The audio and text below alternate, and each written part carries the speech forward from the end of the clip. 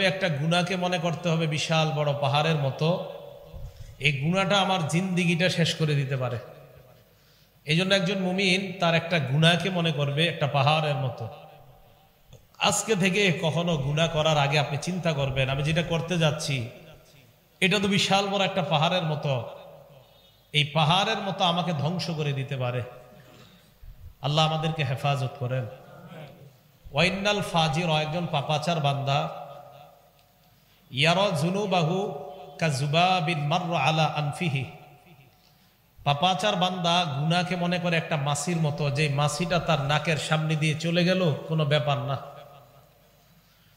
পাপাচার বান্দা গুনাহকে মনে করে মাছির মতো, ইমানদার বান্দা গুনাহকে মনে করবে পাহাড়ের মতো। তাহলে ইমানদার আর পাপাচারের মধ্যে গুনাহ করার সময় পার্থক্য হবে, ইমানদার গুনাহ করার সময় ভয়ে ভয়ে থাকবে, মনে হবে একটা পাহাড়। পাপাচার গুনাহ করার সময় কোনো কেয়ার করবে না, গুনাই মনে করবে না, মনে করবে এটা একটা মাছি আমার নাকের সামনে দিয়ে গেছে, এটা কোনো ব্যাপার না। আল্লাহ আমাদেরকে পাপাচার থেকে বেঁচে থেকে আমরা যেন ঈমানওয়ালা জিন্দেগি যাপন করতে পারি আর গুনাহকে পাহাড়ের মতো মনে করতে পারি। আল্লাহ তৌফিক দান করেন। তিরমিজি শরীফের 3334 নম্বর হাদিস, 3334 নম্বর হাদিস। এই হাদিসের মধ্যে আসছে, কোন বান্দা যখন একটা গুনাহ করে, আমি আপনি আমরা যখন একটা গুনাহ করি, নুকিতাত ফি কলবিহি নুকতাতুন সাউদা, অন্তরের মধ্যে একটা কালো দাগ পড়ে যায়। একটা গুনাহ করলে অন্তরে একটা লম্বা কালো দাগ পড়ে যায়। ফাইদা হুয়া নাজাআ ওয়াস্তাগফারা ওয়া তাবা, আপনি গুনাহ করলেন, অন্তরের মধ্যে কালো দাগ পড়ে গেল। এরপর যখন আপনি গুনাহ থেকে ফিরে আসবেন, যে আমি আর এটা করব না, আমি ঠিক করিনি কাজটা, সাথে সাথে আপনি ইস্তেগফার পাঠ করলেন, ওয়া তাবা, আল্লাহর কাছে একনিষ্ঠভাবে আপনি তওবা করলেন, আল্লাহ এটা আমার ঠিক হয়নি, আমি অন্যায় করেছি। সুকিলা কলবুহু, তখন আপনার ওই কালো দাগ পড়া অন্তরটা দাগ মুক্ত অন্তর আল্লাহ বানায়া দেয়। ফাইন আদা, কিন্তু আপনি যদি ওই গুনাহটা আবার করেন, এক গুনাহ যদি আপনি বারবার করেন, তখন এই বারবার করার কারণে জিদা, ওই দাগটা বারবার করার কারণে এটা বেড়ে যায়। কালো দাগটা বাড়তে থাকে, বাড়তে বাড়তে হাত্তা তালু কলবাহ, পুরা কালো দাগ পড়তে পড়তে আপনার পুরা অন্তরটাকেই কালো দাগে ঢেকে নেয়, পুরাটা কালো হয়ে যায়। ওয়াহুয়ার রানুল্লাযী যাকারাল্লাহু ফিল কুরআন কাল্লা বাল রানা আলা কুলুবিহিম মা কানু ইয়াকসিবুন। বারবার গুনাহ করতে করতে যখন আপনার অন্তর কালো দাগের ভিতরে এটা ডুবে যায়, চারপাশে এখন কালো দাগ, পুরাটা কালো। নবীজি বলেন এটাকে বলা হয় মরিচিকা। কি বলা হয়? আর এই মরিচিকার কথাই আল্লাহ কোরআনে বলছেন, কাল্লা বাল রানা আলা কুলুবিহিম মা কানু ইয়াকসিবুন, তাদের কৃতকর্মের কারণে তাদের এই গুনাহগুলো একটা আবরণ হিসাবে তাদের অন্তরকে ঢেকে নিয়েছে।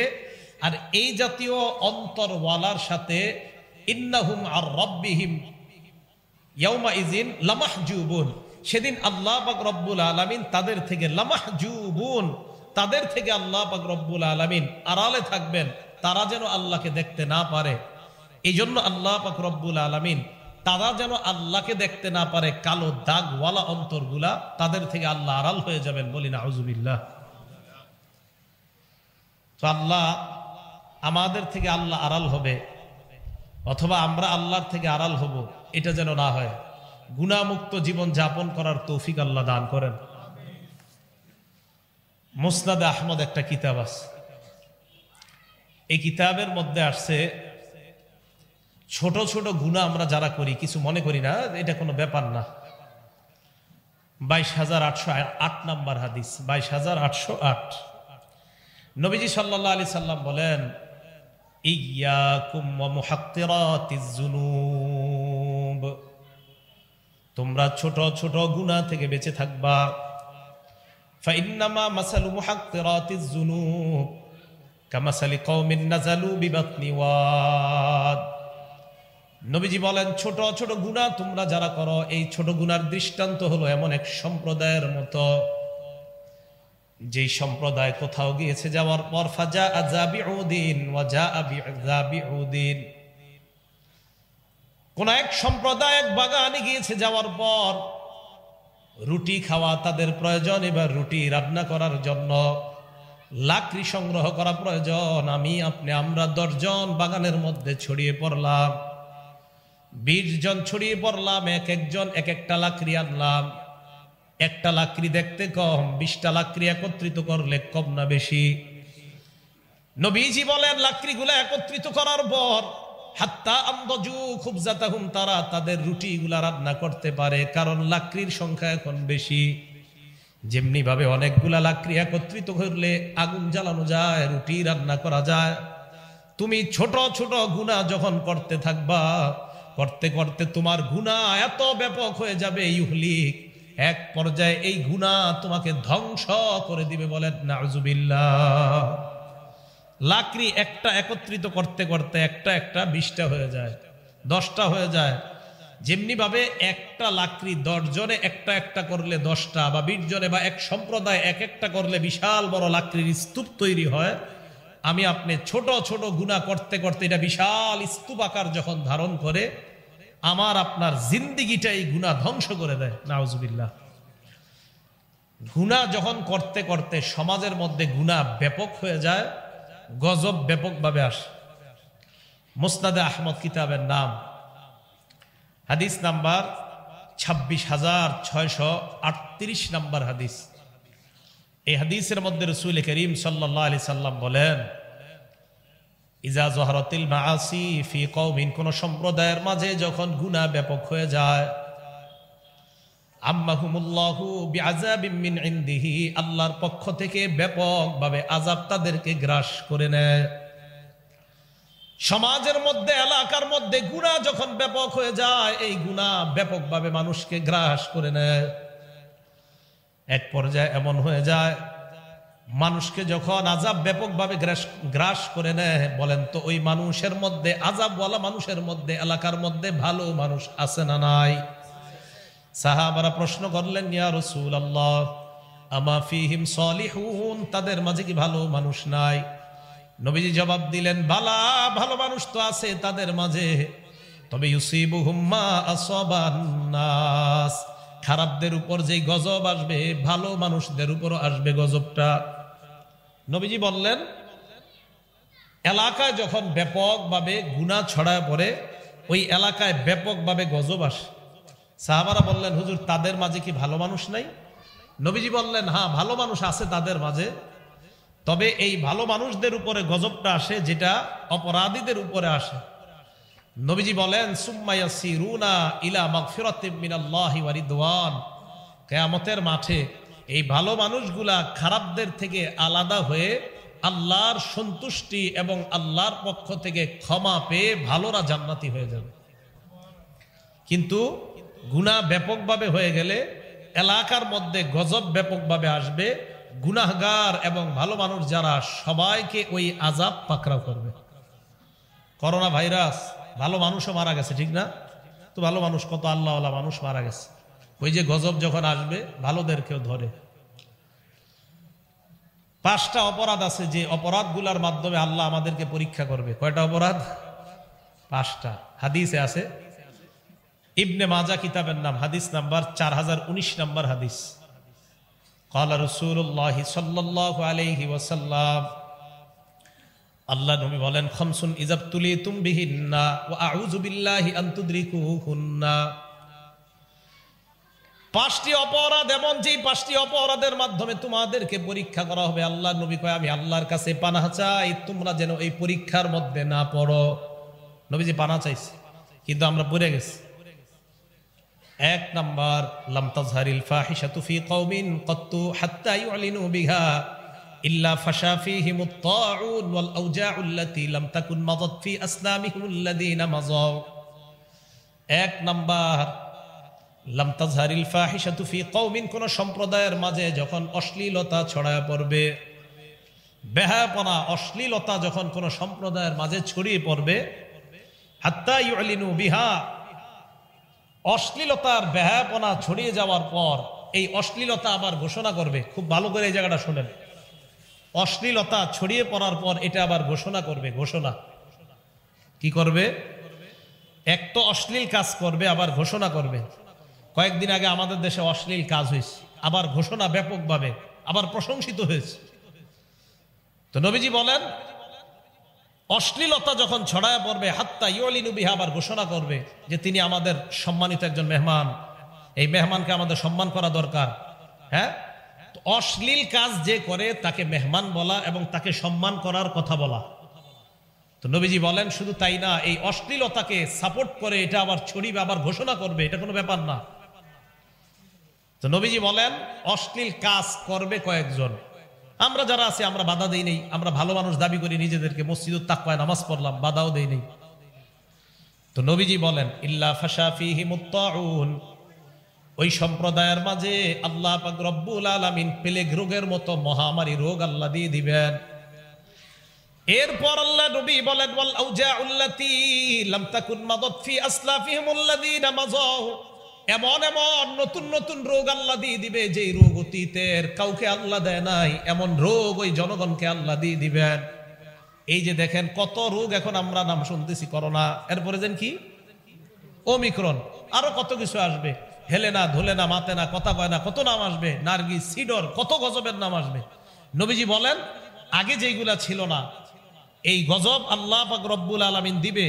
এজন্য মনে রাখবেন করোনা ভাইরাস তো আল্লাহ উঠায় নিতে চায়। অন্য সম্প্রদায়ের কথা চিন্তা করেন, যাদের মাঝে গজবের মাত্রা ছিল 7 দিন, কারো গজবের মাত্রা আরো বেশি, কারো কম, 7 দিন, 3 দিন, 1 দিন, এত বেশি পরিমাণে গজবের মাত্রাটা স্থায়ী হয় নাই। অথচ আমাদের উপর কতটা নারাজ আল্লাহ, যে এই গজব কতটা স্থায়ী হচ্ছে আপনি দেখেন, কিন্তু আমরা অপরাধ ছাড়ছি না।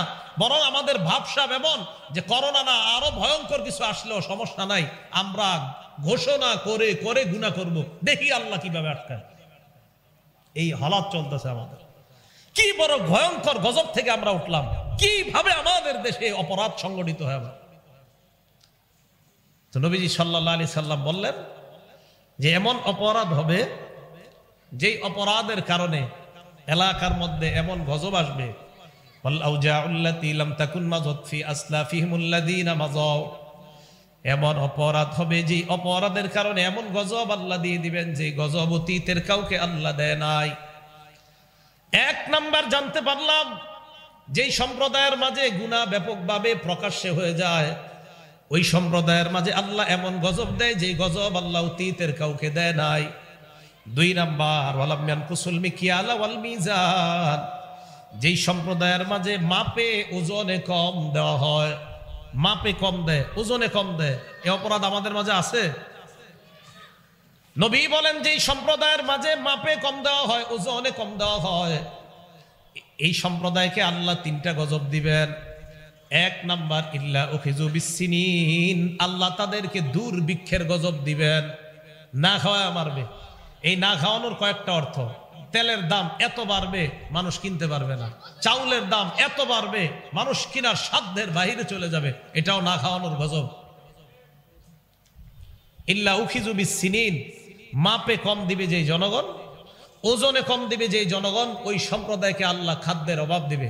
তা আমাদের দেশে রাষ্ট্রীয় আইন হওয়া দরকার যে মাপে ওজনে যেই মার্কেটে যে কম দিবে কানে ধরে তাকে শাস্তি দেওয়া হবে, আইন হতে হবে, কারণ তাদের কারণে মানুষ না খায় মরবে। 1। 2 নাম্বার ওয়াশিদ্দাতিল মাউনা, আল্লাহ তাদেরকে কঠিন আযাব দিবে, অন্যান্য আরো আযাব, অর্থনৈতিক গজব।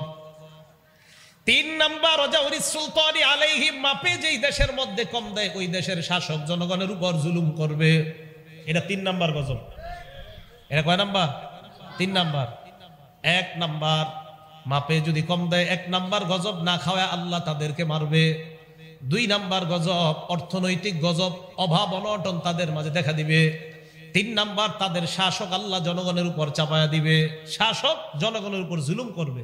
কেন? যদি মাপে কম দেওয়া হয়। তাহলে 2 অপরাধ জানলাম। প্রথম অপরাধ, প্রকাশ্যে ঘোষণা দিয়ে গুনাহ করলে এমন এমন গজব আল্লাহ দিবে যেই গজবের নাম অতীতের উম্মত শোনে নাই, যেমন আমরা নতুন নতুন শুনতেছি। 2 নাম্বার মাপে যদি কম দেওয়া হয় আল্লাহ তিনটা গজব দেয়। 1 নাম্বার খাদ্যের অভাব, 2 নাম্বার অর্থনৈতিক অভাব, আরো অনেক ভয়ঙ্কর আযাব, 3 নাম্বার আল্লাহ ওই দেশের শাসককে জনগণের উপর চাপায়া দিবে, জনগণের উপর অত্যাচার করবে। এই গেল 2 নাম্বার অপরাধ। অপরাধ নাম্বার 3, ওয়ালাম ইয়ামনাউ যাকাতা আমওয়ালিহিম, যেই দেশের মানুষ টাকা হওয়া সত্ত্বেও যাকাত দেয় না। কি এরকম টাকাওয়ালা নাই যারা যাকাত দেয় না? আছে। ওয়ালাম ইয়ামনাউ যাকাতা আমওয়ালিহিম, যাকাত আদায় করে না যারা, টাকা থাকার পরেও যাকাত আদায় করবে না। ইল্লা মুনিউল মাতার মিনাস সামা, আসমান থেকে বৃষ্টি বন্ধ করে দেওয়া হয়। নবী বলেন লাউলাল বাহাইম, এরপরেও যেই দেশের মানুষ যাকাত আদায় করে না ওই দেশের মধ্যে যদি তোমরা বৃষ্টি দেখো তখন বুঝবা আমি আল্লাহ তোমাদের মানুষকে বৃষ্টি দেই নাই, হাইওয়ান জানোয়ার চতুষ্পদ জন্তু যারা আছে তাদের শান্তির জন্য আমি আল্লাহ বৃষ্টি দিয়ে দিলাম, তোমাদেরকে দেই নেই। লাউলাল বাহাইম লাম ইউমতারু, যদি হাইওয়ান জানোয়ার না থাকতো, হাঁসগুলা সাঁতার কাটার মতো প্রাণী না থাকতো, সাপ সাঁতার কাটবে এই প্রাণীগুলা যদি না থাকতো, জলহস্তি পানিতে নাইমা একটু আরাম নিবে এই প্রাণীগুলা যদি না থাকতো, আমি আল্লাহ বৃষ্টি দিতাম না। দেই ওই প্রাণীর কারণে, তোমাদের কারণে দেই নাই। তোমরা যেইভাবে যাকাত দাও না, আমি তো আল্লাহ চাইছি পুরা বৃষ্টি বন্ধ করে দিতে, প্রাণীদের কারণে আমি বৃষ্টি দিচ্ছি। এই গেল 3 নাম্বার অপরাধ। তো যাকাত যারা দেয় না, মনে রাখবেন যাকাত আপনারা যারা আদায় করেন নাই, কিয়ামতের ময়দানে পা থেকে একটা সাপ পেঁচাইতে পেঁচাইতে আপনার এই জায়গায় আসবে, আসার পর বলবে আনা কানজুক আনা মালুক, আমি তোমার সঞ্চিত মাল, আমি তোমার সঞ্চিত সম্পদ। আল্লাহ আমাদেরকে হেফাজত করেন, আল্লাহ আমাদেরকে হেফাজত করেন। আল্লাহ পাক রব্বুল আলামিন বলেন ইয়াউমা ইউহমা আলাইহা ফি নারি জাহান্নামা ফাতুকওয়া বিহা জিবাহুহুম ওয়া জুনুবুহুম ওয়া যুহুরুহুম হাযা মা কানাসতুম লিআনফুসিকুম ফাযুকু মা কুনতুম তাকনিজুন। ইয়াউমা ইউহমা আলাইহা ফি নারি জাহান্নাম, যারা স্বর্ণ রূপা জমা করে রাখছে, যাকাত দেয় না, স্বর্ণের যাকাত দেয় না, রূপার যাকাত দেয় না, এই স্বর্ণ আর রূপাগুলাকে ইয়াউমা ইউহমা আলাইহা ফি নারি জাহান্নাম, জাহান্নামের আগুনের মধ্যে গলানো হবে, গলিয়ে এইগুলার মাধ্যমে ছেক দেওয়া হবে। ফাতুকুয়া বিহা, এ আজীব এক শব্দ আল্লাহ বলছে, ফাতুকুয়া বিহা জিবাহুহুম, সূরা তাওবা আয়াত নাম্বার 35। দেখেন তুকুয়া বিহা জিবাহুহুম, তুকুয়া কারে কয় দেখেন, কাওয়ায়াকবি কাইয়ান মানে ইস্ত্রি করা, লন্ডি করা। এই যে দোকানদার লন্ডি করে না ইস্ত্রি, আমরা জামা কাপড় দেই না, এই জামা কাপড় যেটা দিয়ে ডলে এটাকে মিকওয়া বলা হয়, মিকওয়া লন্ডি। আল্লাহ বলেন ফাতুকুয়া বিহা, আজীব শব্দ। যে একটু দেখেন তো আজকে আপনারা ট্রাই করবেন, লন্ডি দোকানে গিয়ে হাতটা রাখবেন আর উনি ওনার স্ত্রীটা আপনার উপরে দিবে, হ্যাঁ, ফাতুকুয়া বিহা জিবাহুহুম, তার কপালের মধ্যে ছেক দেওয়া হবে এইভাবে, যাকাত যে দেয় না। জিবাহুহুম ওয়া জুনুবুহুম, তার পাশে, ওয়া যুহুরুহুম, তার পিঠে। আল্লাহ 3 অঙ্গের কথা কেন বললেন? কপালের কথা কেন বললেন? পাশের কথা কেন বললেন? পিঠের কথা কেন বললেন?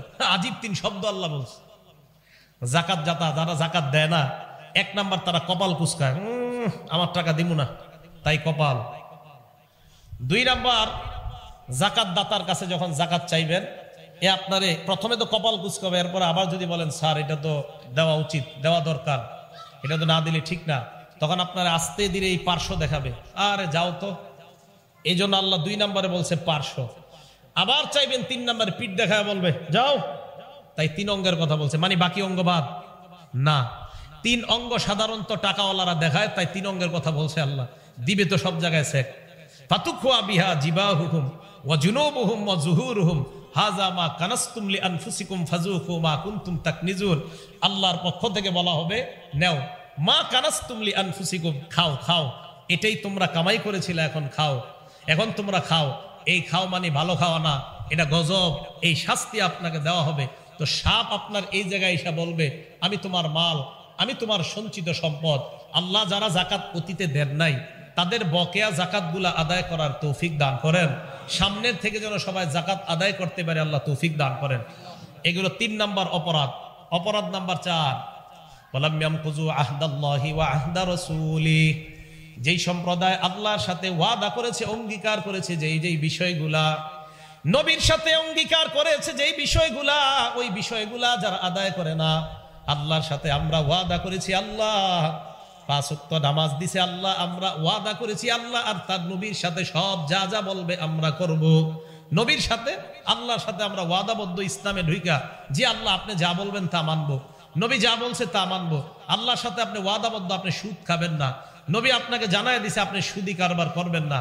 এই ওয়াদা যা যা যত ওয়াদা করছেন আপনি ওয়াদা ভঙ্গ করতেছেন। বলেন আমাদের দ্বারা কি 1-2টা ওয়াদা ভঙ্গ হয় না? অসংখ্য অগণিত, অসংখ্য অগণিত।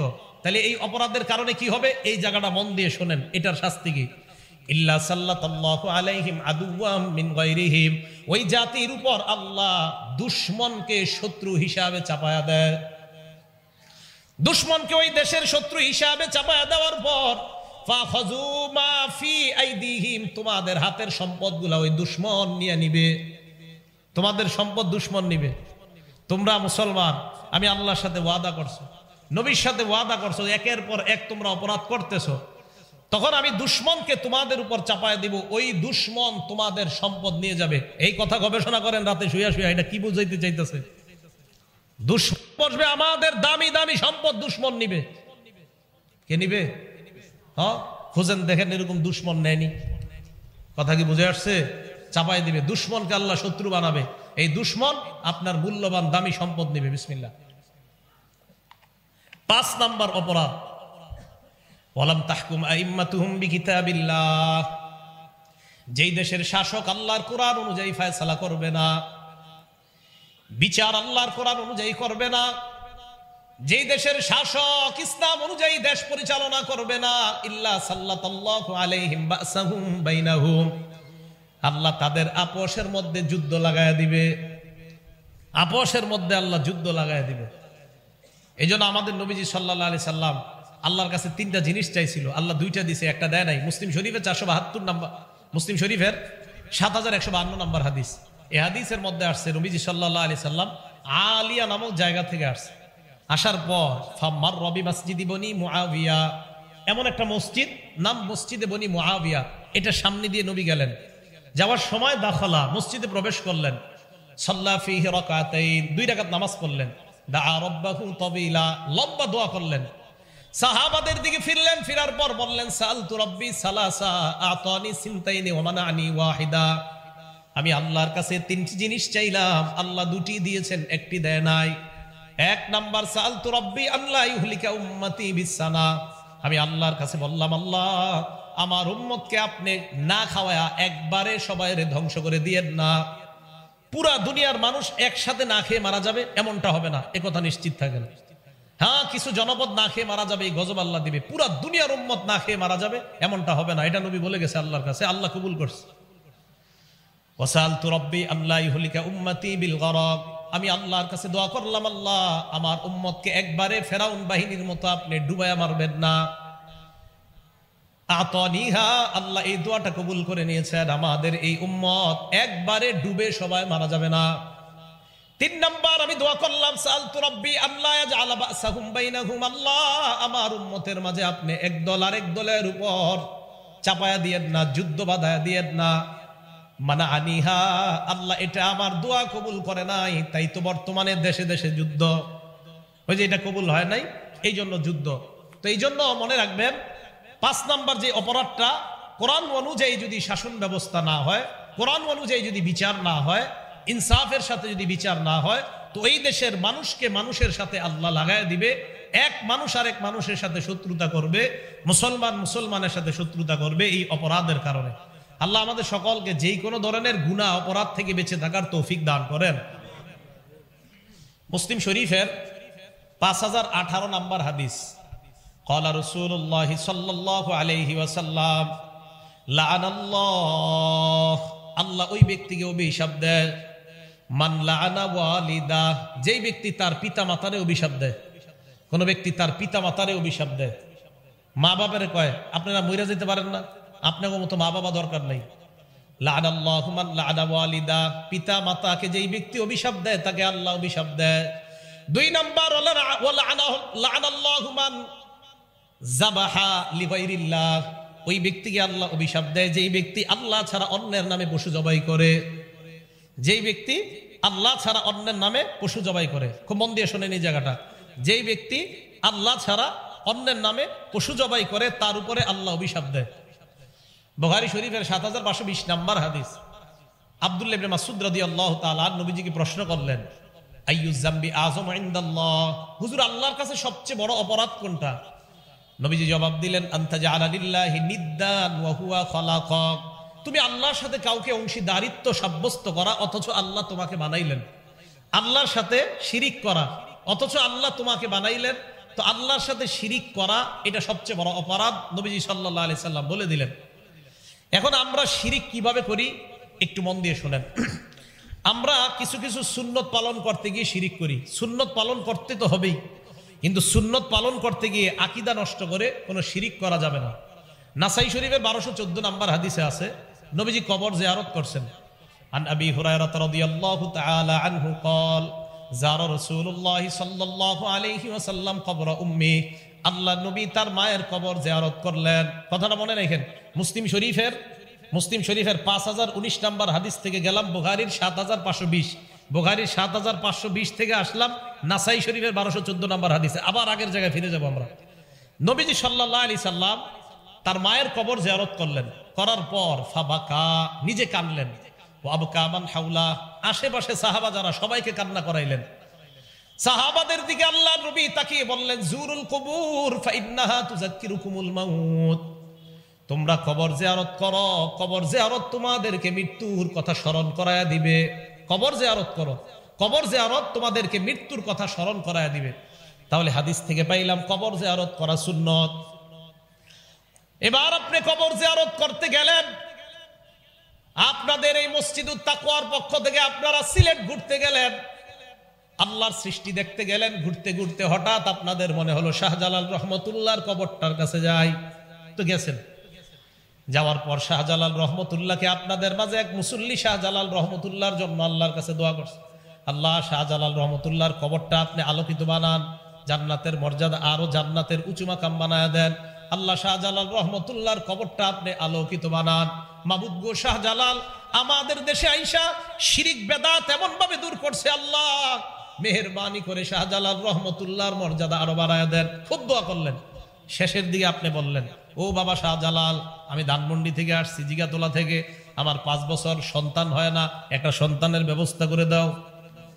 আপনি এতক্ষণ সব আল্লাহরে বললেন, শেষে সন্তানটা শাহজালালের কাছে চাইলেন। হ্যাঁ, শিরিক করলেন। এটা কি করলেন? তো কবর জিয়ারত করা সুন্নত, সুন্নত পালন করতে গিয়ে আপনি শিরিক করলেন, আকীদা নষ্ট করলেন। সূরা শূরা আয়াত নাম্বার 49-50 আল্লাহ বলেন, ইয়াখলুকু মা ইয়াশা, আল্লাহ যা চায় তা বানায়। ইয়াহাবু লিমান ইয়াশাউ ইনাসা, আল্লাহ চাইলে কন্যা দেয়। ওয়া ইয়াহাবু লিমান ইয়াশাউ যুকুর, আল্লাহ চাইলে ছেলে দেয়। আও ইউযাউযুহুম যুকরানা ওয়া ইনাসা, আল্লাহ চাইলে ছেলে মেয়ে উভয়টা দান করেন। ওয়া ইয়াজআলু মান ইয়াশাউ আকীমা, আল্লাহ চাইলে আপনার বিবিকে বন্ধা বানাবেন। বলেন তো, ছেলে মেয়ে দেওয়া না দেওয়ার একচ্ছত্র একমাত্র ক্ষমতা কার? আল্লাহ। বলেন কার? আল্লাহ। তো দেখেন, কবর জিয়ারত সুন্নত পালন করতে গিয়ে আপনি আকীদা নষ্ট করলেন। সুন্নত পালন করতে গিয়ে আকীদা মোটেই নষ্ট করা যাবে না। বুখারী শরীফের 1605 নম্বর হাদিস, এই হাদিসের মধ্যে আসছে হযরত ওমর ফারুক রাদিয়াল্লাহু তাআলা আন কাবা শরীফ তওয়াফ করতেছে। কাবা শরীফে একটা পাথর আছে, কি জানি নাম, হজরে হাজী সাহেব কারা কারা চুমা দিছেন? হ্যাঁ, আছেন না? মাশাআল্লাহ। তো দেখেন, এই পাথর চুমা দিছে হযরত ওমর। চুমা দেওয়ার পর পাথরকে ডাক দিয়ে বলে, পাথর আমা ওয়াল্লাহি ইন্নী আলামু আন্নাকা হাজার। পাথরকে ডাক দিয়ে বলে, পাথর আল্লাহর কসম, ইন্নী লা আলামু আন্নাকা হাজার, আমি জানি তুমি একটা পাথর, আমি জানি তুমি একটা পাথর। লা তাদুররু ওয়া লা তানফাউ, তুমি উপকার ক্ষতি করার কোনো ক্ষমতা রাখো না। তুমি একটা পাথর, তুমি উপকার ক্ষতি করার কোনো ক্ষমতা রাখো না। তাহলে পাথরে চুমা দেওয়া সুন্নত। পাথর ভালো করতে পারে, খারাপ করতে পারে, এই বিশ্বাস রাখা শিরিক। কথা বুঝে আসছে সবার? এরপরে হযরত ওমর বলেন, লাউলা আন্নী রাআইতুন নাবিয়্যা সাল্লাল্লাহু আলাইহি ওয়াসাল্লাম ইসতালামা কামা ইসতালামতুকা, আমি যদি আল্লাহর নবীকে তোমাকে চুমা দিতে না দেখতাম, আমি ওমর জিন্দেগিতে তোমাকে চুমা দিতাম না। নবী তোমাকে চুমা দিয়েছেন, তাই সুন্নত হিসাবে পাথর আমি তোমাকে চুমা দিলাম। এর মানে এই না তোমার মাঝে উপকার ক্ষতি করার ক্ষমতা আছে, এই বিশ্বাস আমার নাই। তাহলে পাথর উপকার ক্ষতি করার ক্ষমতা আছে বলেন? তাহলে হাতের মধ্যে সুলাইমানি আংটি কেন দেন? কি আংটি? সুলাইমানি আংটি। ওই রাস্তা রাস্তা বেছে একটা পাথর আংটির মধ্যে আপনি আঙ্গুলের মধ্যে দিলেন, কি যে এই পাথরে আমার কোনো উপকার হয়, বিশ্বাস আপনি শিরিক করলেন। এই বিশ্বাস যদি এই পাথর আপনার কোনো উপকার করতে পারে, বিশ্বাস বাস আপনি শিরিক করছেন। আপনি যে নামাজ পড়তেছেন, সেজদা দিতেছেন, আর আপনার বিশ্বাস এই পাথর আমার উপকার করে, আপনি শিরিক করছেন। তা আপনি দেখেন হযরতে ওমর রাদিয়াল্লাহু তাআলা সুন্নত পালন করতে গিয়ে শিরিকের স্থান দেয় নাই। এটা আমার আপনার জন্য শিক্ষা যে সুন্নত পালন করতে গিয়ে শিরিক করা যাবে না। আল্লাহ আমাদেরকে কথাগুলা বোঝার তৌফিক দান করেন। আবার আসেন নাসাই শরীফের 1214 থেকে গেলাম বুখারীর 1605 নম্বর হাদিসে। নাসাই শরীফের হাদিসটাতে আসলাম, বুখারী শরীফের 7520 নম্বর হাদিসে ছিলাম। সাহাবা নবীকে প্রশ্ন করলেন, 1 নম্বর অপরাধ কোনটা? নবী বললেন শিরিক করা। ইন্নাল্লাহা লা ইয়াগফিরু আইয়ুশরাকা বিহি, আল্লাহ শিরিকের অপরাধ মাফ করে না তওবা ছাড়া। এইজন্য শিরিকের অপরাধে যারা জড়িত আছেন আল্লাহর কাছে তওবা করে নেওয়া, আল্লাহ যেন আমাদের সকলকে মাফ করে দেয়, শিরিক থেকে বেঁচে আমরা প্রকৃত ইমানদার হতে পারি, আল্লাহ তৌফিক দান করেন। 2 নম্বর, এরপর প্রশ্ন করলাম হুজুর এরপর সবচাইতে বড় অপরাধ কোনটা? আল্লাহ নবী জবাব দিলেন, আনতাকতুলা ওয়ালাদাকা তাখাফু আন ইয়াতআমা মাআক, তুমি তোমার সন্তানকে এই কারণে হত্যা করা, তোমার সন্তান তোমার প্লেটে অংশগ্রহণ করবে, তোমার সন্তান তোমার টাকায় অংশগ্রহণ করবে, দারিদ্রতার ভয়ে সন্তান হত্যা করা। আল্লাহ বলেন, ওয়ালা তাকতুলু আওলাদাকুম খাশিয়াতা ইমলাক, তোমরা তোমাদের সন্তানদেরকে দারিদ্রতার ভয়ে হত্যা করবা না। নাহনু নারযুকুহুম ওয়া ইয়্যাকুম, তাদেরকে আর তোমাদেরকে আমি আল্লাহ রিজিক দান করি। তাহলে সন্তান দারিদ্রতার ভয়ে হত্যা করা এটা ভয়ঙ্কর অপরাধ। কোন কোন হাদিসে আসছে উকুকুল ওয়ালিদাইন, পিতা মাতার নাফরমানি করা, এটা হলো 2 নাম্বার সবচাইতে বড় অপরাধ। এরপর উনি প্রশ্ন করলেন, হুজুর এরপর সবচেয়ে কোনটা বড় অপরাধ? নবীজি বললেন, আনতুজানি বিহালিলাতি জারিক, তুমি তোমার প্রতিবেশীর স্ত্রীর সাথে ব্যভিচার করা সবচাইতে বড় অপরাধ। প্রতিবেশীর স্ত্রী যারা প্রতিবেশী, তাদের কাছে আমানত, এই আমানতের খেয়ানত করে আপনি প্রতিবেশীর বিবির সাথে অবৈধ পরকীয়া প্রেমে লিপ্ত হয়ে তার সাথে আপনি অবৈধ কর্ম করলেন, এটা 3 নাম্বার সবচাইতে বড় অপরাধ। কারো স্বামী বিদেশে আছে, আপনি ছলে বলে কৌশলে এই নারীটাকে আপনি কথার মাধ্যমে আপনার জাদুতে আকৃষ্ট করে তার সাথে অপকর্মে লিপ্ত হলেন, এটা 3 নাম্বার সবচাইতে বড় অপরাধ। জিনা করা, ব্যভিচার করা, এই জিনা নামক ভয়ঙ্কর অপরাধ থেকে যেন আমরা বেঁচে থাকতে পারি, আল্লাহ তৌফিক দান করেন। বুখারী শরীফের 80 নম্বর হাদিস, ক্বালা রাসূলুল্লাহ সাল্লাল্লাহু আলাইহি ওয়াসাল্লাম, আল্লাহ নবী বলেন, ইন্না মিন আশরাতিস সাআ, কিয়ামতের আলামতের মধ্যে 4টা উল্লেখযোগ্য আলামত হলো এই, আইয়ুরফাআল ইলম, বিদ্যা আকাশে উঠিয়ে নেওয়া হবে, কোরআন সুন্নাহর বিদ্যা আকাশে উঠিয়ে নেওয়া হবে। কোরআন সুন্নাহ আকাশে উঠে যাবে, কোরআন সুন্নাহ আকাশে উঠিয়ে নেওয়া হবে। এজন্য এই যুগে আমি আপনি খুব বেশি দোয়া করা, আল্লাহ কোরআন সুন্নাহ তো আকাশে চলে যাচ্ছে, মাবুদ হেদায়েতের উপর যেন আল্লাহ থাকতে পারি, আপনি তৌফিক দান করেন। 2 নাম্বার, ওয়াসবুতাল জাহলু, মূর্খতা সমাজের মধ্যে ছড়ায়া পড়বে, এত মূর্খতা ছড়ায়া পড়বে। আরেক হাদিসে নবীজি বলেন, ইন্নাল্লাহা লা ইয়াকবিজুল ইলমা ইনতিজাআ, আল্লাহ পাক রব্বুল আলামিন এই বিদ্যা, কোরআন সুন্নাহর বিদ্যা একবারে উঠিয়ে নেবে না, ইয়ানতাজিউহু মিনাল ইবাদ, আমার আপনার থেকে একবারে আল্লাহ উঠিয়ে নেবে না। ওয়ালাকিন ইয়াকবিজুল ইলমা বিকবজিল উলামা, আল্লাহ এই ইলম উঠিয়ে নিবে আলেমদেরকে উঠিয়ে নেওয়ার মাধ্যমে, আলেম উঠায়া নিবে, তাদের মাধ্যমে এই ইলম আল্লাহ উঠায়া নিবে। বলেন গত 2 বছরে আমাদের দেশে আলেম কম মারা গেছে না অনেক বেশি মারা গেছে?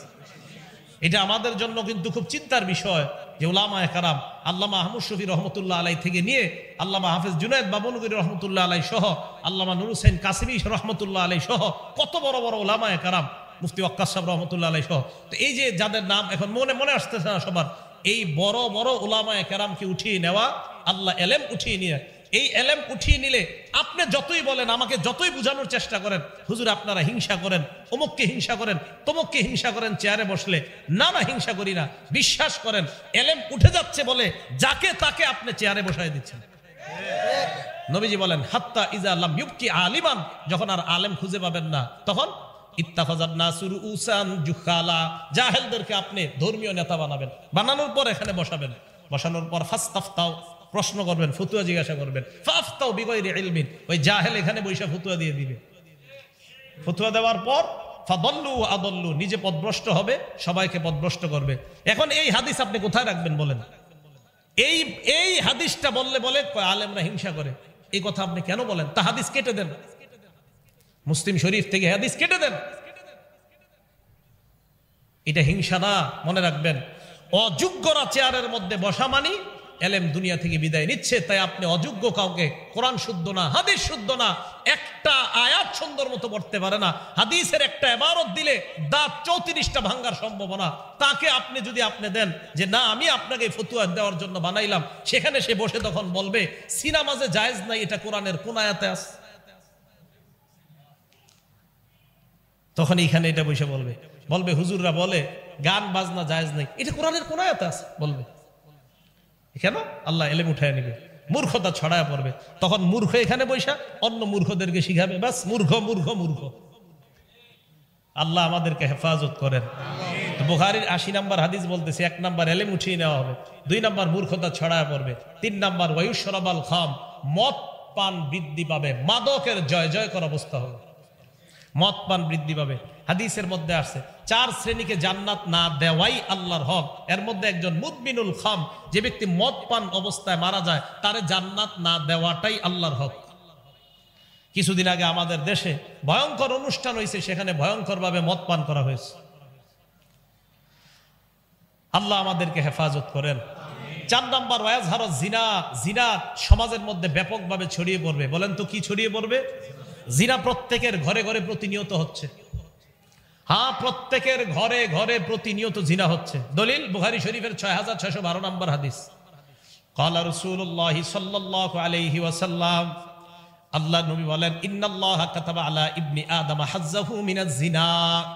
আমাকে, ওনাকে, আলেমকে, আপনাদেরকে সবাইকে আল্লাহ জিনা নামক পরীক্ষা দ্বারা পরীক্ষা নিবে। সবাইকে, এই হাদিসে সবাই অন্তর্ভুক্ত। জিনার পরীক্ষা দিয়া সবাইকে আল্লাহ পরীক্ষা করবে। নবী বলেন, আদ্রাকা যালিকা লা মুহালাতা, এই পরীক্ষা আমার উম্মতের সবাই পড়বে, কোনো সন্দেহ নাই। এবার বলতে পারেন হুজুর কি বলেন আপনি, আমরা তো অনেকেই জিনা করি না। হ্যাঁ, এবার দেখেন জিনা করেন কিনা। নবী বলেন, ফাজিনাল আইনি আন-নাজ, চোখের জিনা হলো দেখা, চোখের জিনা। এবার আপনি রাস্তা দিয়ে হাঁটতেছেন, আমি মনে করেন আমি একজন আলেম, আমি রাস্তা দিয়ে হাঁটতেছি, আমি একটা নারীর দিকে তাকাইলাম, তাকানোর পর সূরা নূরের 30 নম্বর আয়াতে আল্লাহ কয়, এই হুজুর নিচে তাকাও, কুল্লিল মুমিনিনা ইয়াগুদ্দু মিন আবসারিহিম, নবী আপনি ঈমানদারকে বলেন তারা যেন নজর নিচের দিকে রাখে। এখন আমরা নজর নিচে নিলাম, দেখেন একটা অবৈধভাবে কোন নারীর উপর নজর পড়ছে, আমরা নজর নিচে নিলাম। এবার শয়তান কয় নজর উপরে উঠাও, উঠাও। আলীকে আল্লাহ রাসূল বলে, ইয়া আলী লা তুতবি'ন নাজরাতান নাজরা, আলী একবার নজর পড়ার পর দ্বিতীয়বার নজর দিও না। ফাইন্না লাকাল উলা ওয়া লাইসাত লাকাল আখিরা, প্রথমবার মাফ, দ্বিতীয়বার মাফ না। এবার আপনি, শয়তান বারবার কয় তাকাও, আপনি তাকান না, ঠিক আছে, হ্যাঁ আপনি যদি তাকান, আবার ইস্তাশরাফাহা শয়তান, শয়তান আপনার সামনে একটা কালো মেয়েও যদি বোরকা ছাড়া, পর্দা ছাড়া হাঁটে, এই মেয়েটাকে আপনার চোখে মোহনীয় করে আপনার সামনে উপস্থাপন করবে। এটা নবীজি হাদিসে বলছে। 1 নাম্বার চোখের জিনা দেখা। এখন দেখেন, আপনি দেখলেন ওয়াজিনাল লিসান আল মান্তিক, মুখের জিনা, কথা বলা। অপরিচিত রং নাম্বারে একটা মেয়ের সাথে আপনি কথা বললেন। আপনারা হয়তো এরকম হয় না, যেই জায়গায় হয় এটা বলতেছে, সম্ভবত আপনাদের জীবনে এগুলো ঘটেনি। তো রং নাম্বারে একটা মেয়ের সাথে কারো কথা হইল, কথা হওয়ার পর এবার দেখেন রাতের বেলা বিছানায় শুয়ে চিন্তা করতেছে, মেয়েটা না জানি দেখতে কেমন, আহারে তার চোখ কেমন, তাকে না জানি দেখতে কেমন। ঠিক এরকম কল্পনা হতে পারে কিনা? নবীজি বলেন, ওয়ান নাফসু তামান্না ওয়া তাশতাহি, মন কল্পনা করবে, এটা মনের জিনা। চোখের জিনা, বলার জিনা, কানের জিনা করলেন শোনার পর, এই যে যা শুনলেন কানের জিনা। এরপর নফস দিয়ে আপনি কল্পনা করলেন, মনের জিনা। পরের দিন আবার কথা বললেন, এবার আপনাদের ফিক্সড হলো সাক্ষাৎ করবেন। সাক্ষাতে আপনি হাঁটতে হাঁটতে রওনা করলেন, পায়ের জিনা আপনার চলতেছে। এরপর আপনি সাক্ষাতে গেলেন মেয়েটার সাথে, মেয়ে শরীরের মধ্যে আকর্ষণীয় কোনো সেন্ট, সুগন্ধি ব্যবহার করে আসছে, আপনি তার শরীরের ওই ঘ্রাণ নিলেন, আপনার নাকে ভালো লেগে গেল, এটা নাকের জিনা। বলার জিনা, শ্রবণ করার জিনা, চোখের জিনা, কল্পনার জিনা। মোবাইলে চ্যাটিং করছেন আপনি অবৈধভাবে, মোবাইলে আপনি চ্যাটিং করছেন অবৈধভাবে, লেখছেন আপনি, কিউরিওসিটি আপনার জাগছে, what are you doing now, কি করছো এখন? মেয়েটা আপনাকে পাল্টা জবাব দিল যে আমি এটা করছি সেটা করছি, আর আপনার ভালো লাগতেছে। আফটার দেন এরপর কি বলো, এক এক করে বলতে থাকো। আর মেয়ে আপনাকে বললো, আপনি কল্পনায় আনছেন আপনি হাতের জিনা করছেন, এটা আপনার হাতের জিনা। এখন আপনারা দেখবেন প্রতিদিন ঘরে ঘরে জিনা হয় কিনা চিন্তা করেন। আমি বলছি না হয়, আমি আশাবাদী না হোক, কিন্তু ঘরে ঘরে এই জিনা হয় কিনা আপনি দেখবেন। রাসূল আকরাম সাল্লাল্লাহু আলাইহি সাল্লাম বললেন, জিনা ব্যাপকভাবে সমাজের মধ্যে ছড়ায় পড়বে। নবীজি বলেন, আমার উম্মত জিনা করবে কি? আমার উম্মত জিনা করাকে হালাল মনে করবে। আরে জিনা করা কি মনে করবে? হ্যাঁ, হালাল মনে করবে। সহিহ বুখারী হাদিস নাম্বার 5590 নাম্বার হাদিস। ক্বালা রাসূলুল্লাহ সাল্লাল্লাহু আলাইহি ওয়াসাল্লাম, আল্লাহ নবী বলেন, লা ইয়াকুনান্না মিন উম্মতি আকওয়াম, আমার উম্মতের মধ্যে একদল মানুষ এমন হবে, ইস্তাহিলুনাল হিররা, যারা জিনা করা হালাল মনে করবে, ওয়াল হারিরা, রেশমের পোশাক হালাল মনে করবে, ওয়াল খামরা, মদ পান তারা হালাল মনে করবে, ওয়াল মাআজিফা, বাদ্যযন্ত্র তারা হালাল মনে করবে, ঢোল তবলা হালাল মনে করবে। বাদ্যযন্ত্র, ওই যে বললাম না, এইখানে বৈশা কয় বাদ্যযন্ত্র, ঢোল তবলা, গান বাজনা হারাম, এটা কোরআনের কোন জায়গায় আছে? নবীজি কয় আছে, মানে আমার উম্মত তো এটারে হালাল মনে করবে, ও তো গুনাই মনে করবে না। ও তো গান গাওয়াকে হালাল মনে করবে, এটা ও গুনাই মনে করবে না। বলেন এই যুগ কি আসবে না চলতেছে? চলতেছে। আমরা গুনাকে গুনাহ মনে করতেছি না, এই যুগ আমাদের চলতেছে। আল্লাহ আমাদেরকে হেফাজত করেন। বিসমিল্লাহ। তো বলতেছিলাম, বুখারী শরীফের 7520 নাম্বার হাদিস থেকে কিন্তু আমরা এগুলাতে আসলাম। জিনা করা, প্রতিবেশীর বিবির সাথে জিনা করা, এই জিনা নামক অপরাধ থেকে সমাজকে যেন সুন্দরভাবে মুক্ত রাখা যায়, আল্লাহ পাক রব্বুল আলামিন এলাকার যুব সমাজ থেকে সকলকে যেন তৈরি করা যায় যে জিনা নামক অপরাধ এটা শুধু যে লজ্জাস্থানের জিনা তা না। নবী তো বলছেন, আল ফারজু ইউসাদ্দিকু যালিকা ওয়া ইউকাযযিবুহু, জিনা বাস্তবে যেটা হয় এটার আগে যে জিনাগুলো হয় ব্যাপকভাবে হবে, এক পর্যায়ে ওই জিনাই তাকে আসল জিনার দিকে ধাবিত করবে। এই জন্য আল্লাহ কোরআনে বলছে, লা তাকরাবুজ জিনা, জিনা করিও না, এটা বলে নাই, বলছে লা তাকরাবুজ জিনা, জিনার কাছেও যেও না। এই আয়াতের ব্যাখ্যা দেখবেন, যেই জিনিস তোমাকে জিনার দিকে নিয়ে যায় ওই জিনিসের কাছেও তুমি যেও না। তাহলে জিনা আমাদেরকে, যে জিনিস আমাদেরকে জিনার দিকে নিয়ে যায়, এই জিনিসের কাছে যেতে আল্লাহ নিষেধ করেছেন। এখন দেখেন, মোবাইলের মাধ্যমে, ইলেকট্রনিক মিডিয়ার মাধ্যমে আপনারা যারা প্রযুক্তি ব্যবহার করেন, এখন আমার বিরুদ্ধে হয়তো ফেসবুকে স্ট্যাটাস দিয়ে দিবেন, এই হুজুর বিজ্ঞান বুঝে না, প্রযুক্তির বিরোধিতা করে। আমি প্রযুক্তির বিরোধিতা করি না, কিন্তু যদি প্রযুক্তি চালাইতে গিয়ে আপনার 90 ভাগ গুনাহ হয়, 10 ভাগ যদি ভালো হয়, আমি বলছি আপনার মতো লোক প্রযুক্তি চালানো দরকার নাই, যার প্রযুক্তি দিয়ে 90 ভাগ গুনাহ হয়। আপনি প্রযুক্তি তো আপনাকে গুনাহ করাইতেছে 90 ভাগ। আপনি বলবেন, হুজুর আমি আপনার বয়ান শুনি ইউটিউবে প্রতিদিন 10টা। আপনি আমার 10 বয়ানের সাথে যদি 1 মিনিট গান দেখেন নিয়মিত ইউটিউবের মধ্যে, আমি বলবো আমার বয়ান দেখার জন্য আপনি ইউটিউবে ঢুকেন না, ওই শুধু 1 মিনিট গানের জন্য আপনি ইউটিউবে ঢুকাই দরকার নাই। কারণ 1 মিনিট কেন গান শুনবেন? আপনি ওয়াজ শুনবেন সওয়াবের নিতেই তো, আর গুনাহ করবেন না। আপনি ইউটিউবে ঢুকেন না, তাহলে আপনার গুনাহও দরকার নাই, আপনি 10টা সওয়াব দরকার নাই, আপনি একটা গুনাহ করেন না। আপনি 1000 রাকাত নফল নামাজ পড়বেন, আরেক দিক দিয়ে আপনি 10টা গুনাহ করবেন না, আপনি 10টা গুনাহ ছেড়ে দেন। 1000 নফল নামাজ না পড়া পারলে 10টা গুনাহ ছাড়েন আপনি। যে বিষয়টা বুঝাইতে চাইলাম, গুনাহ আমাদেরকে শেষ করে দিচ্ছে, আমাদের সমাজটাকে ধ্বংস করে দিচ্ছে। কি স্কুল কলেজ আর যেই জায়গার ছাত্র ছাত্রী যাদেরকে বলবেন, সর্বত্র ইলেকট্রনিক মিডিয়ার গুনাহ আমাদের জীবনটাকে শেষ করে দিচ্ছে। পারিবারিক বন্ধনগুলা বর্তমানে ছিন্ন হওয়ার সবচেয়ে বেশি কারণ খোঁজেন ইলেকট্রনিক মিডিয়া, কোনো সন্দেহ নাই। স্বামী আরেকজনের সাথে সম্পর্ক করছে ইলেকট্রনিক মিডিয়া, স্ত্রী আরেকজনের সাথে সম্পর্ক করতেছে ইলেকট্রনিক মিডিয়ার মাধ্যমে। আল্লাহ আমাদেরকে হেফাজত করেন, আল্লাহ আমাদেরকে হেফাজত করেন। সর্বশেষ কথা, এইগুলা কেন? এই যে আমি কতগুলা গুনাহের পরিচয় দিলাম, এবার মুসলিম শরীফের 5018 নম্বর হাদিসটার পরে আমি বলছি অপরাধগুলা কেন হচ্ছে আমাদের। আল্লাহ পাক রব্বুল আলামিন লাআনা, অভিশাপ দেয় ওই ব্যক্তিকে যে পিতামাতাকে অভিশাপ দেয়, মনে আছে? ওখান থেকে কিন্তু এদিক গেছি। ওয়া লাআনা, আল্লাহ অভিশাপ দেয় ওই ব্যক্তিকে যেই ব্যক্তি আল্লাহর নাম ছাড়া পশু জবাই করে। ওয়া লাআনাল্লাহু মান গায়্যারা মানারাল আরদ, যেই ব্যক্তি জমিনের সীমানা উল্টাপাল্টা করে, আরেকজনের সম্পত্তি নিজের কবজায় নিয়ে ওই জায়গায় সীমানা নির্ধারণ করে দেয় যে এই সম্পত্তির মালিক ক্রয় সূত্রে অমুক গ্রুপ, আসলে আপনি অতটুক জায়গার মালিক না। নবীজি বলেন তোমাকে আল্লাহ অভিশাপ দেয়। তোমাকে আল্লাহ কি দেয়? অভিশাপ দেয়। একটা নিরীহ মানুষের জায়গা নিজের কবজায় নিয়ে লিখে দিয়েছেন ক্রয় সূত্রে অমুক এটার মালিক, আপনাকে আল্লাহ অভিশাপ দেয়। এটা আল্লাহর অভিশাপ আপনার উপরে চলতে থাকে, আল্লাহর অভিশাপ আপনার উপরে চলতে থাকে। আল্লাহ পাক রব্বুল আলামিন এই অভিশাপ থেকে যেন আমরা হেফাজত থাকতে পারি, আল্লাহ তৌফিক দান করেন। সামনে কোরবানির ঈদ। এই কোরবানি করতে গিয়ে আমরা কথার মধ্যে অনেক একটা শিরিক করি। 7টা নাম লিখি, অথবা 3টা অথবা 4টা লিখে বলি হুজুর 7 নামে কোরবানি করেন, হুজুর 4 নামে কোরবানি করেন, হুজুর 5 নামে কোরবানি করেন। 5 নামে কোরবানি মানে এটা আপনি কি বললেন? 4 নামে কোরবানি মানে হুজুর 3 নামে কোরবানি, আমরা 3 জন মিলে গরুটা কিনেছি, হুজুর আমাদের 3 ভাইয়ের পক্ষ থেকে আল্লাহর নামে কোরবানি করেন। 7 নামের পক্ষ থেকে আল্লাহর নামে কোরবানি করেন। এই কথার শিরিক থেকে বাঁচেন। মানুষের নামে কোরবানি হয় না। মুহাম্মদ সাল্লাল্লাহু আলাইহি সাল্লামের নামে যদি কোনো গরু জবাই করে খিচুড়ি বিলান, এই খিচুড়ি খাওয়া হারাম, ওই গরুর গোশত খাওয়া হারাম। কার নামে বললাম? মুহাম্মদ সাল্লাল্লাহু আলাইহি সাল্লামের নামে কোনো গরু জবাই করলেন, হ্যাঁ মুহাম্মদ সাল্লাল্লাহু আলাইহি সাল্লামের পক্ষ থেকে আল্লাহর নামে। ওয়ালা তাকুলু মিম্মা লাম ইযকার ইসমুল্লাহ, আল্লাহর নাম নেওয়া হয় নাই যেই পশু জবাই করতে, এটার গোশত খাবা না। ফাকুলু মিম্মা যুকিরা ইসমুল্লাহ, ওই পশুর গোশত খাও যেই পশু জবাই করার সময় আল্লাহর নাম নেওয়া হয়েছে। তাহলে বলেন তো, পশু, কোরবানির পশু, মুরগি, চড়ুই পাখি, এগুলা জবাই হবে কার নামে? আল্লাহর নামে, মানুষের নামে জবাই হবে না। তাহলে বলেন তো, খাজা মুঈনুদ্দিন চিশতি রহমতুল্লাহ আলাইহির নামে সিন্নি পাকানো, ওনার নামে গরু জবাই করা, এটা কি হালাল না হারাম? হারাম, এটা জায়েজ নেই।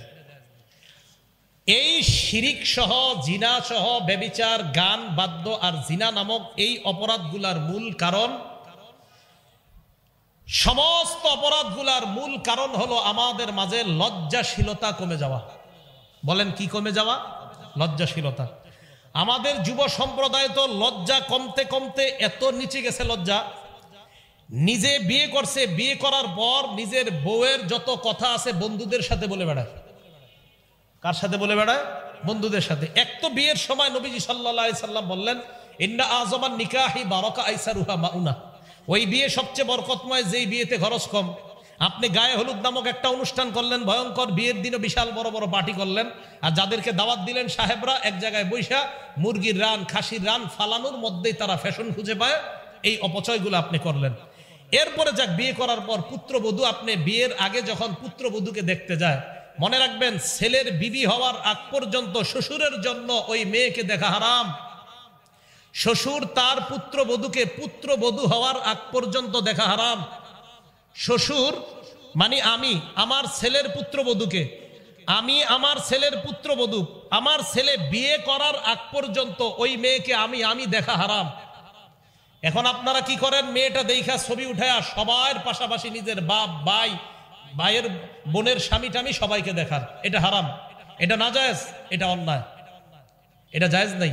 মেয়েটা দেখতে গিয়ে ছবি তুইলা পুরো দুনিয়ারে দেখায়, ফেসবুকে বন্ধুদেরকে দিয়া কয় দেখ কেমন লাগে, তোদের ভাবি হবে। এরপর বিয়ে করে, বিয়ে করে বাসর রাত হয়। মন দিয়ে শোনেন, হাদিসের বর্ণনা আবু দাউদ শরীফের 2174 নম্বর হাদিস। নবীজি সাল্লাল্লাহু আলাইহি সাল্লাম সাহাবাদের সামনে দাঁড়াইলেন, দাঁড়ানোর পর বললেন, এই সাহাবাদের মধ্যে যারা তোমরা পুরুষ আছো, ইজা আতা ইমরাআহ আগলাকা বাবা ওয়া আলকা আলাইহি সিতরা, বিবির কাছে গেলা, যাওয়ার পর দরজা বন্ধ করলা, পর্দা ফালাইলা, এরপর আল্লাহ প্রদত্ত ভালোবাসা তোমাদের মাঝে সম্পর্ক কায়েম হলো। পরের দিন তুমি বন্ধুদের সাথে বসলা, বসার পর বললা ফাআলতু কাজা ওয়া কাজা, আমার এই হয়েছে তোদের ভাবির সাথে, সব বন্ধুকে বলে বেড়াইলা। তোমাদের মাঝে কি এরকম স্বভাব কারো আছে? সাহাবারা সবাই চুপ।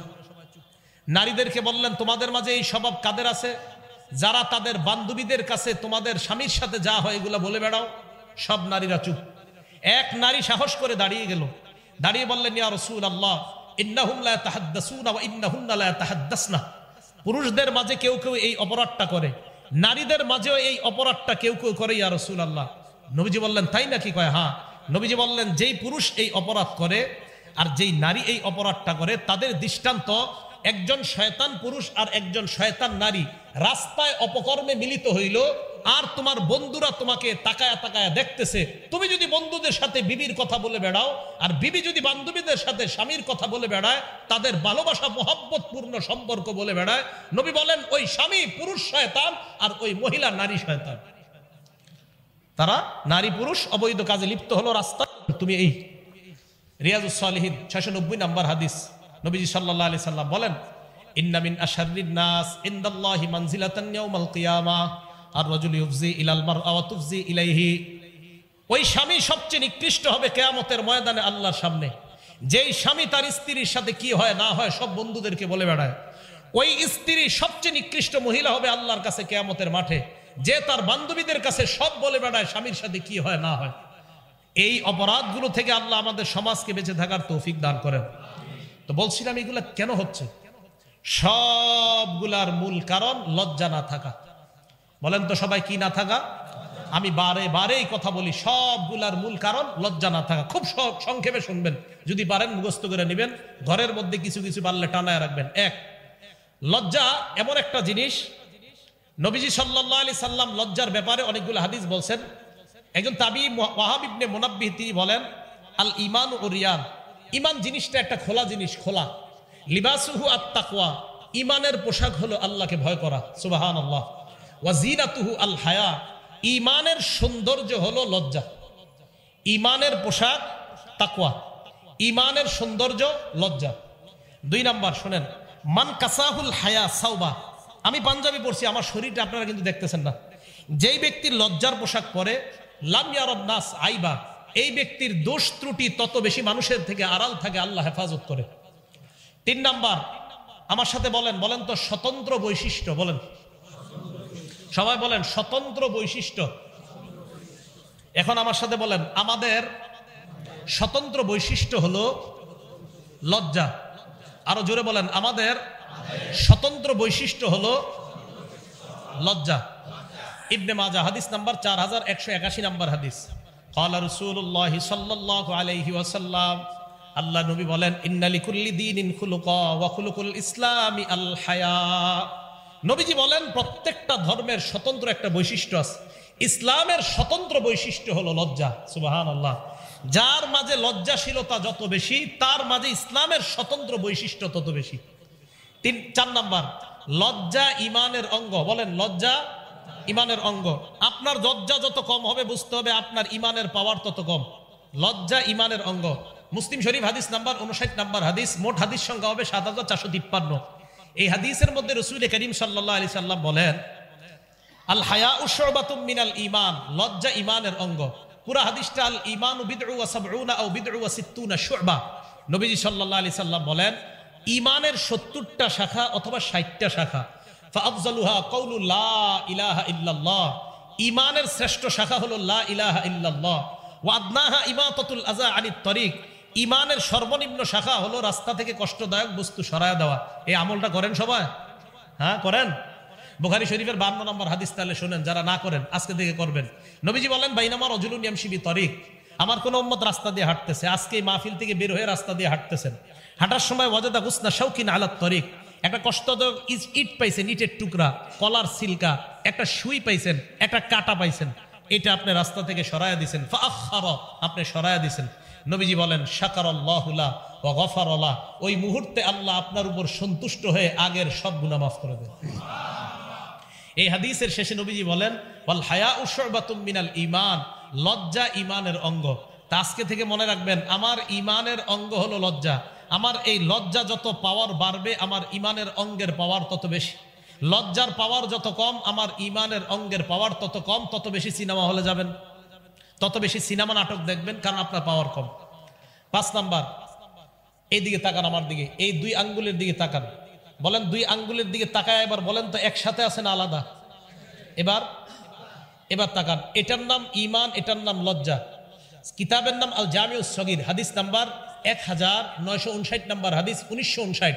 নবীজি বলেন, ইন্নাল ঈমান ওয়াল হায়া কুরিনা জামিআ, শোনো উম্মত, ঈমান আর লজ্জা এইভাবে থাকবে, ঈমান আর লজ্জা এইভাবে থাকবে। বলেন তো ঈমান আর লজ্জা এখন আমার দিকে তাকায় বলেন, একসাথে আছে না আলাদা? এখন দেখেন তো, নবীজি বলেন, ফাইজা রুফিয়া আহাদুহুমা, লজ্জা যদি উঠে যায়, রুফিয়াল আখর, আরেকটা অটোমেটিক চলে যায়। লজ্জা যত কমবে, আপনার ঈমান তত কমবে। এই জন্য মনে রাখবেন, যে যত বেশি সিনেমা দেখে আপনাদের মাঝে, নাটক দেখে, গান শুনে, তার লজ্জা তত বেশি কম। এই জন্য সে তত বেশি গুনাহ করে। 6 নাম্বার, এবার দেখেন 3 আঙ্গুল, এটার নাম লজ্জা, এটার নাম ঈমান, এটার নাম জান্নাত। কিতাবের নাম তিরমিজি শরীফ 2009 নম্বর হাদিস। নবীজি বলেন আল হায়াউ মিনাল ঈমান ওয়াল ঈমানু ফিল জান্নাহ। যার লজ্জা যত বাড়বে তার ঈমান তত বাড়বে, সে তত দ্রুত জান্নাতি হবে। এই হাদিসে নবীজি বলেন আল বাযাউ মিনাল জাফা ওয়াল জাফাউ ফিন নার। নির্লজ্জতা যার যত বেশি সে তত দ্রুত জাহান্নামী হবে।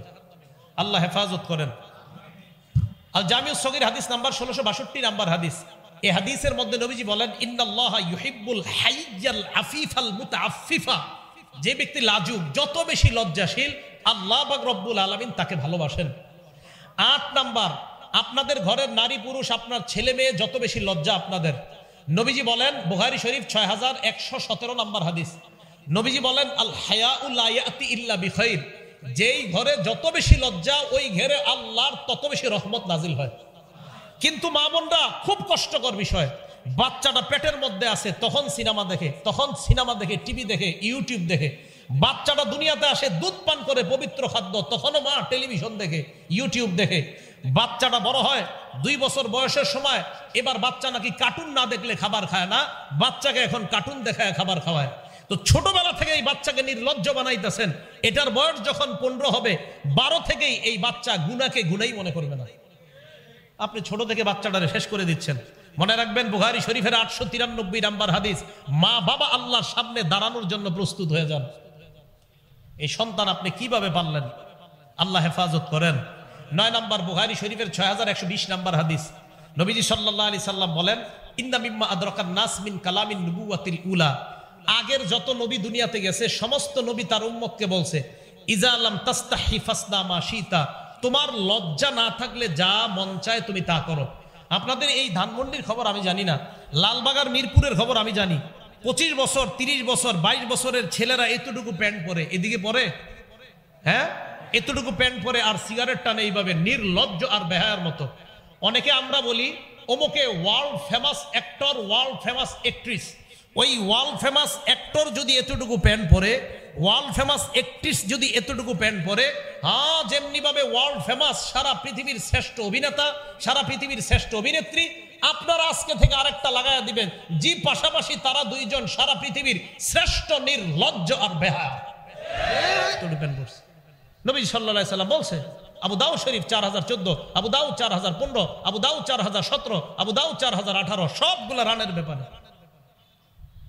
রাসূল আকরাম সাল্লাল্লাহু আলাইহি সাল্লাম বলেন যে যখন তাকে আলী লা তাকশিফ ফাকিজাক, তুমি তোমার রান খুলবা না, ওয়ালা তানজুর ইলা ফাকিজি হাইয়িন, আলী জীবিত ব্যক্তির রানের দিকে তাকাও না, ওয়ালা মাইয়িতিন, আলী মরা ব্যক্তির রানের দিকেও তাকাও না। মরা ব্যক্তির রান দেখা নিষেধ, তো জীবিত ব্যক্তির রান, এই যে ছেলেরা সিগারেট টানে আর প্যান্ট পরে হাঁটে, কত বড় নির্লজ্জের কথা। আল্লাহ হেফাজত করেন, আল্লাহ হেফাজত করেন। তো 9 নাম্বার নবীজি বললেন লজ্জা না থাকলে যা মন চায় করো। 10 নাম্বার তিরমিজি শরীফের 1974 নাম্বার হাদিস। এই হাদিসে রাসূল আকরাম সাল্লাল্লাহু আলাইহি সাল্লাম বলেন মা কানাল ফুহশু ফি শাইইন ইল্লা শানা। যেই জিনিসের মধ্যে নির্লজ্জতা বেশি, ওই জিনিসের ময়লা বেশি। ওমা কানাল হায়াউ ফি শাইইন ইল্লা জানা। যেই জিনিসের মধ্যে লজ্জা বেশি, এই জিনিসের সৌন্দর্যতা বেশি। মা বোনরা কষ্ট নিয়েন না, যত আপনার পোশাক ছোট হবে তত আপনার ময়লা বাড়বে, যত আপনার পোশাক বড় হবে, লজ্জাশীলতা যত বেশি হবে, তত আপনার আল্লাহর কাছে সৌন্দর্যতা তত বাড়বে। আল্লাহ পাক রব্বুল আলামিন আমাদের সকলকে লজ্জাশীলতার গুণে গুণান্বিত হয়ে যেই অপরাধগুলার কথা বললাম, শিরিক নামক অপরাধ, মানুষ হত্যা নামক অপরাধ, সন্তানকে হত্যা নামক অপরাধ, ব্যভিচার নামক অপরাধ, সুদ খাওয়ার অপরাধ, আর ইবনে মাজার 4019 নাম্বার হাদিস থেকে 5টা অপরাধের কথা বলছিলাম, যে ইনসাফ না করার অপরাধ, পাল্লায় ওজনে না মাপার অপরাধ, এই অপরাধের কারণে কি কি গজব দুনিয়াতে আসে। আল্লাহ পাক রব্বুল আলামিন এই অপরাধগুলো থেকে যেন আমরা বেঁচে থাকতে পারি, আল্লাহ তৌফিক দান করেন।